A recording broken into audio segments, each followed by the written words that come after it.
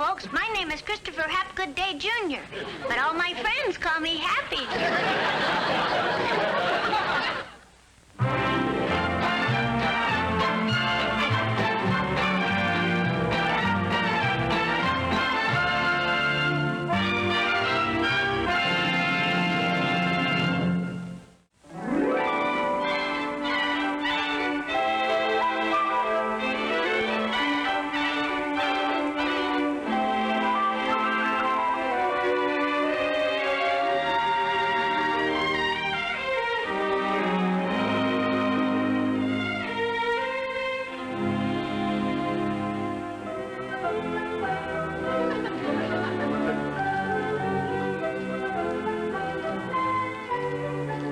You know why Mommy is fussing and fixing?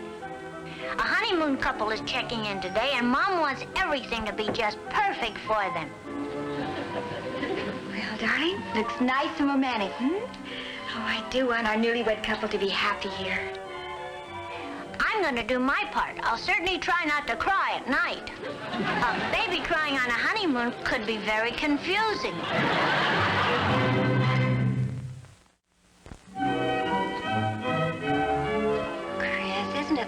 Having a honeymoon couple checking in.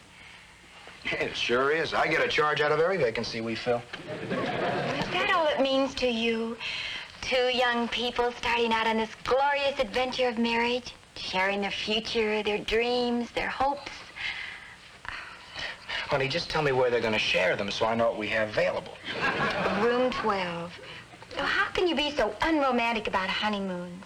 Well, how can you be so sentimental? After all, you're an old married woman. 3 years. Pa, I hope my wrinkles haven't gotten too bad. Well, Ma, with my failing eyesight, I can't see them. And I might say, Mrs. Day, that I love you just as much now as I did when we first got married.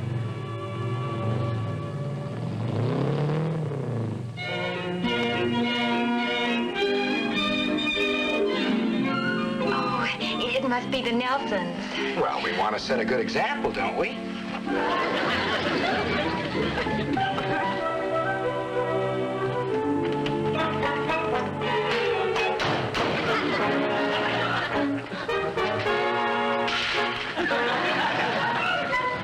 Two young people sharing their future, their dreams, and their hopes. Looks more like they're ready for his and hers dueling pistols.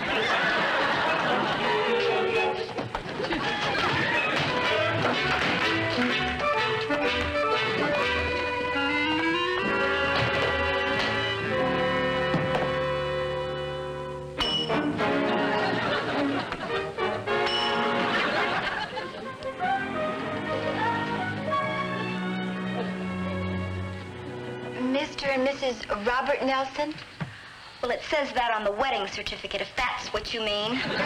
Well, we have your room ready, and I'm sure you'll... I'd like a separate room. Well, would you like one with or without a kitchenette? As long as it's without Mr. Nelson, it'll do. Here's the key to room number 12. I'm sure you'll like it. And here's the key to number 5.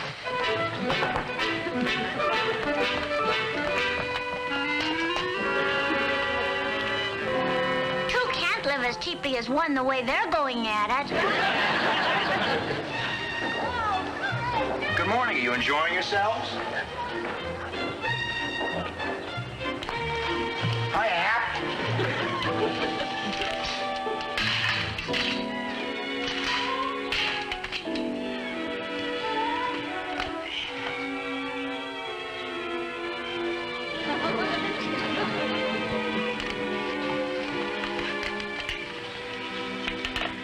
Chris, I've been thinking, we simply can't sit by without trying to help those poor kids.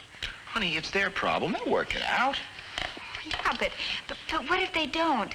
We could spoil their whole lives. Honey, we're running a hotel, not a marriage clinic. I wonder what he did to make her so mad. What he did? What makes you think it's his fault? I'll bet he didn't do anything. I wonder what he didn't do that he should have done. Honey, I know this is far out thinking, but couldn't it be something that she did? Oh, now you're just talking nonsense. He probably said something that upset her. No, it must have been worse than that. I know. He hit her. Hit her? Oh, well, that's female logic. The guy's always got to be wrong. According to you women, the minister should say, do you take this man to be your lawful wedded beast? Honey, take my advice. Let's stay out of other people's affairs. Neutrality is a detriment to the world. But what would happen to all the little countries if the United States didn't try to help them out?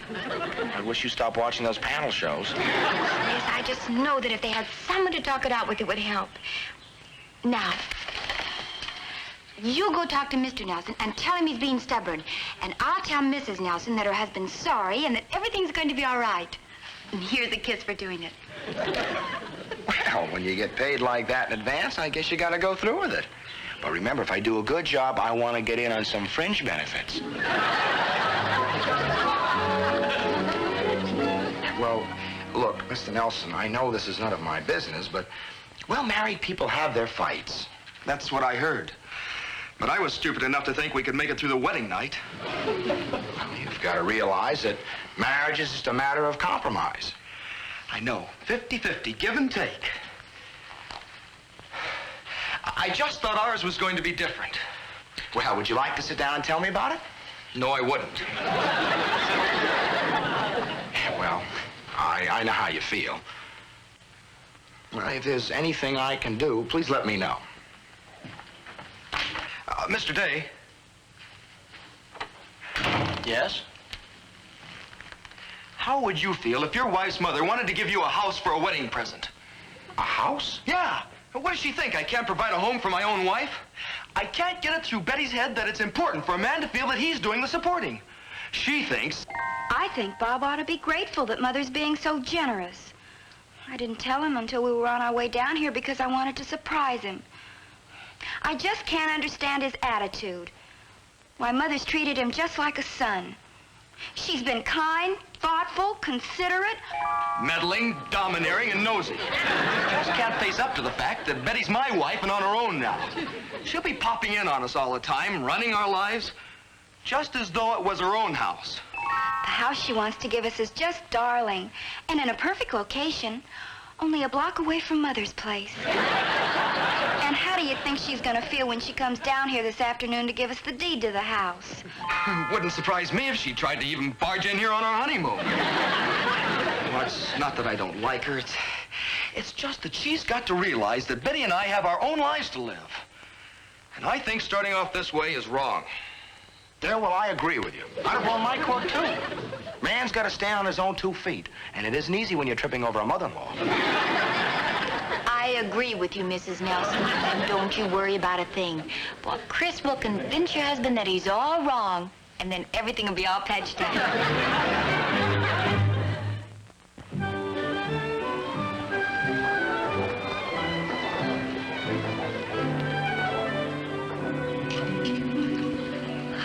Chris, did you talk it over with him? Mm-hmm. Oh, good. I knew you could handle it. I'll go tell Betty that he'll be right in to apologize. Oh, apologize for what? Apologize for what? For the way he's been behaving. I think he's been behaving like any decent, self-respecting husband should. Why, you... She'll probably spell it in front of me.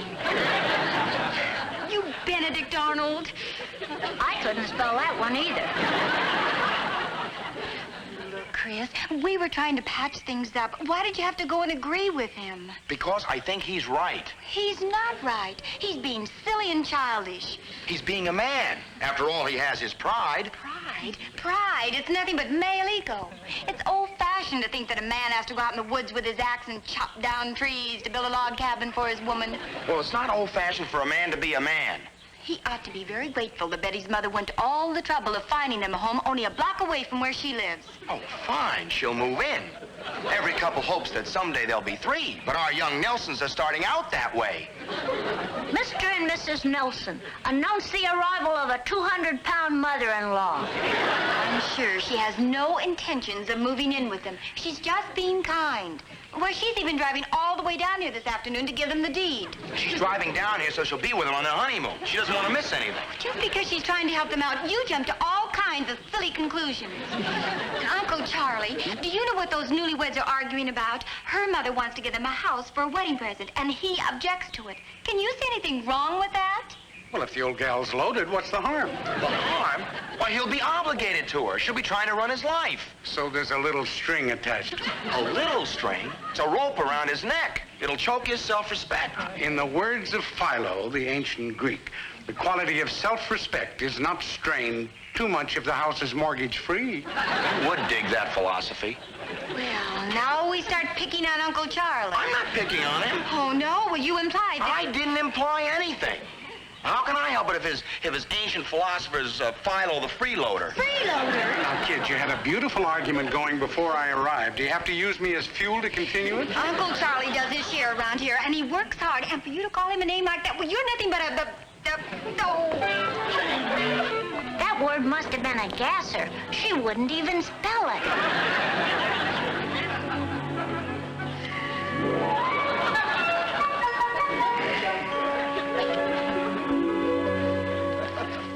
Well, Happy, it looks like we've got two feuding couples now, huh? I guess it's Uncle Charlie's turn to straighten things out for everybody. And that's one game that I know how to play. In the words of the ancient philosopher, tilt.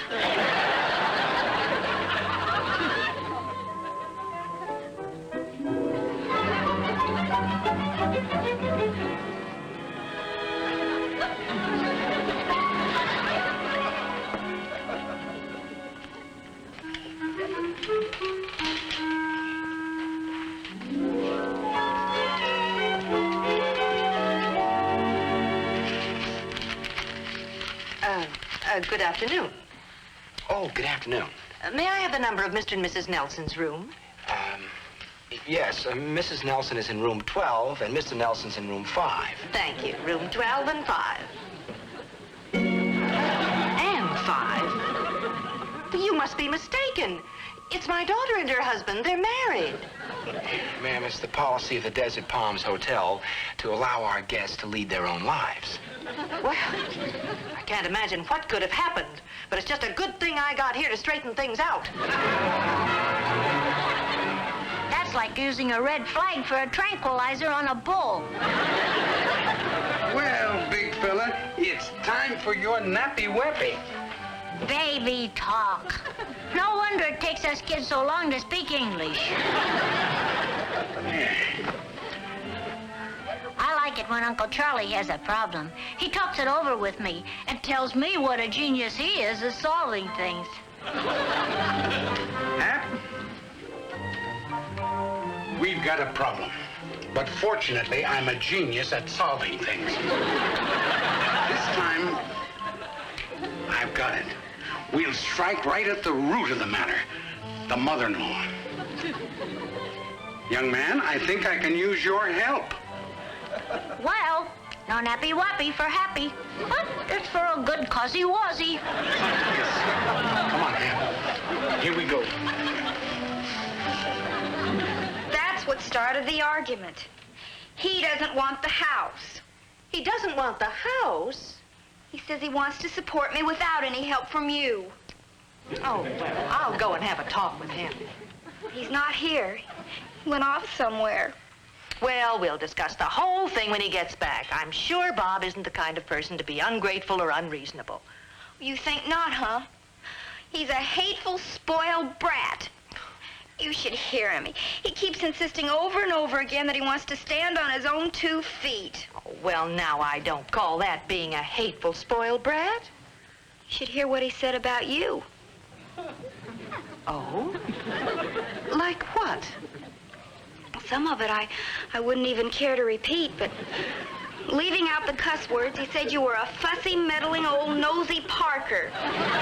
Oh, he did he? I think I'd better have a talk with that hateful little brat. I mean, your husband.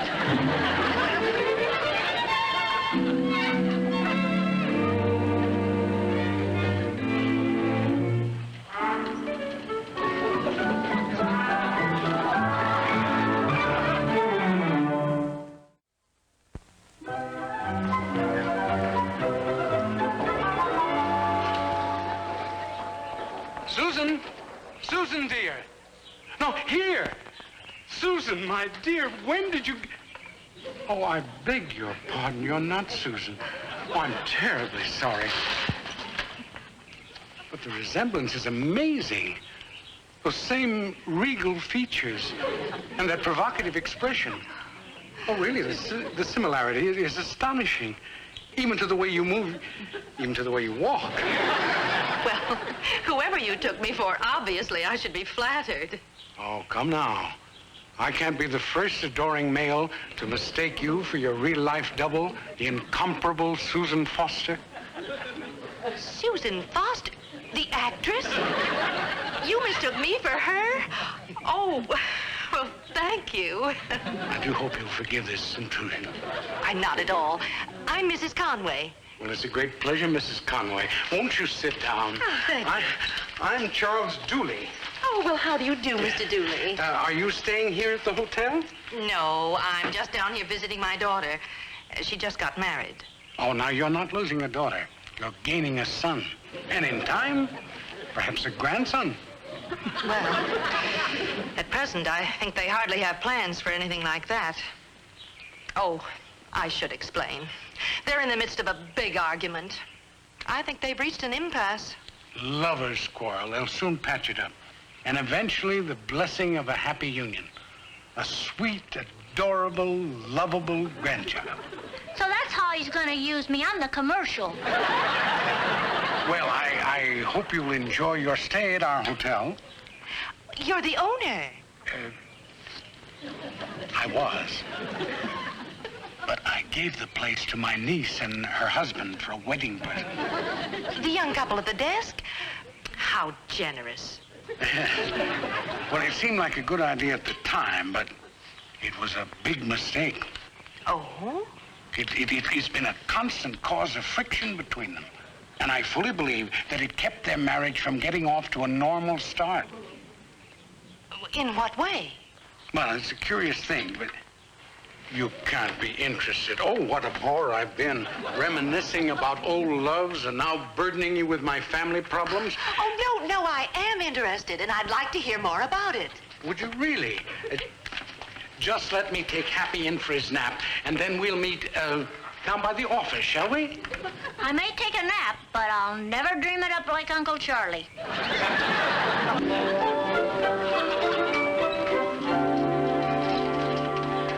Hap, you came through with flying colors. She couldn't resist your warmth, your charm, and your personality. Love that, Uncle Charlie.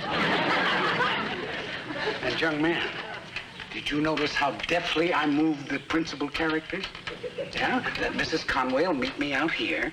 Yeah? And she'll hear your mother and father in a big argument, and that'll clinch the thing.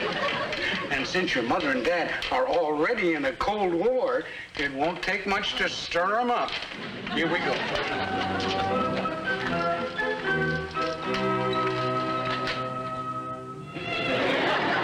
Looks like someone lit the pilot light under that Cold War. I thought you kids weren't talking.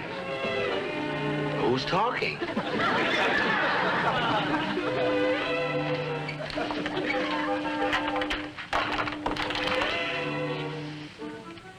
We made up, Uncle Charlie, and we're never going to quarrel again. Never? Never. Well, I'm very glad to hear it. Oh, Chris, I took a call from Los Angeles, and I accepted a reservation for 2 rooms for tonight. I'm sorry I forgot to tell you. You forgot? Uncle Charlie, they'll be arriving. There'll be no accommodations. I've told you, every time you get a reservation... Oh, that's all right. I can get them rooms down to Crest Haven. Well, I'm glad you're in a forgiving mood, Chris. Maybe this is a good time to tell you about the lawn. What about the lawn? Well, you know that new area out in front? I thought I was putting fertilizer on it, and I sprayed it with weed killer. Weed killer? On the new lawn? It's completely ruined.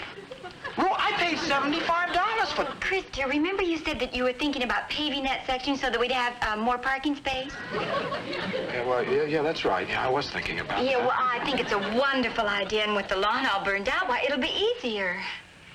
I might be at that.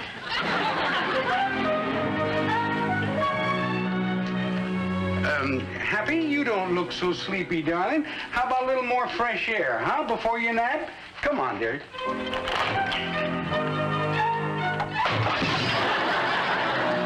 Oh, the bumbling, clumsy, idiotic... Now, Chris. Don't now Chris me. Breaking pottery, wrecking lawns, forgetting reservations. He hasn't got butter fingers, he's got a butter brain. And that lawn, he ruined it. I really didn't want a parking area there, but your Uncle Charlie had to come through with his usual destructive touch.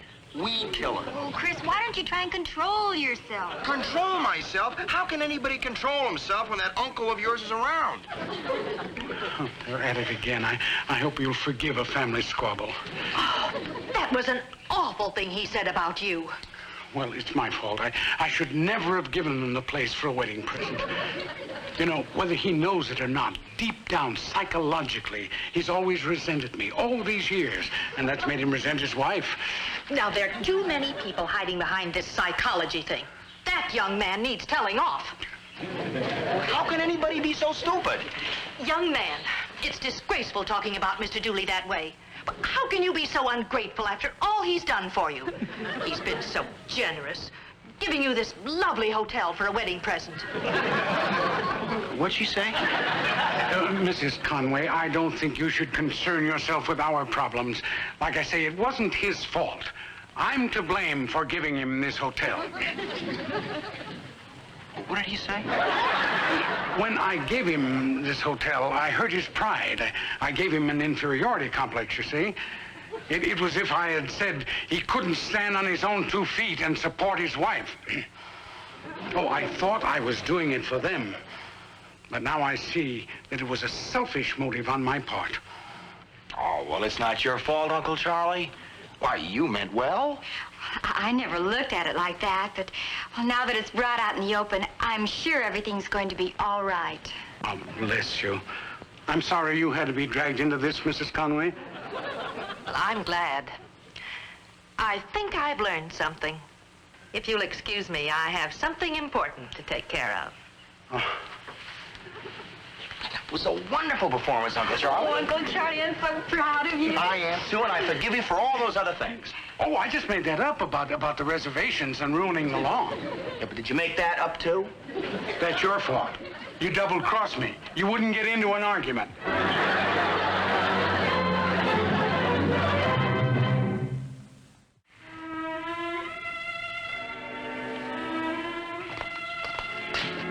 Oh, Chris, isn't it wonderful?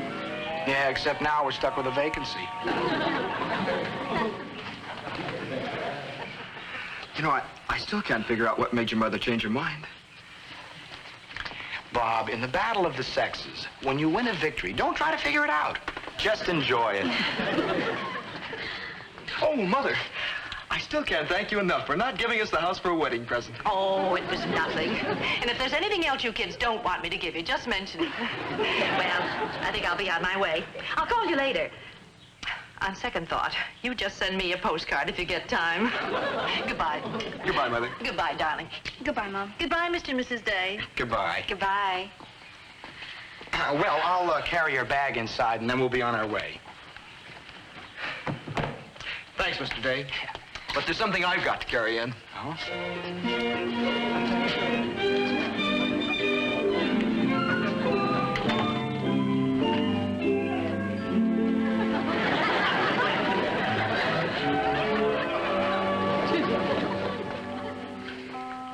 Well, Hap, while you were napping it up, I got everything straightened out.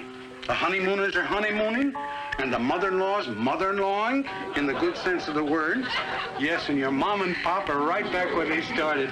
It just goes to prove that a little touch of genius can change your battle cry into a song of love.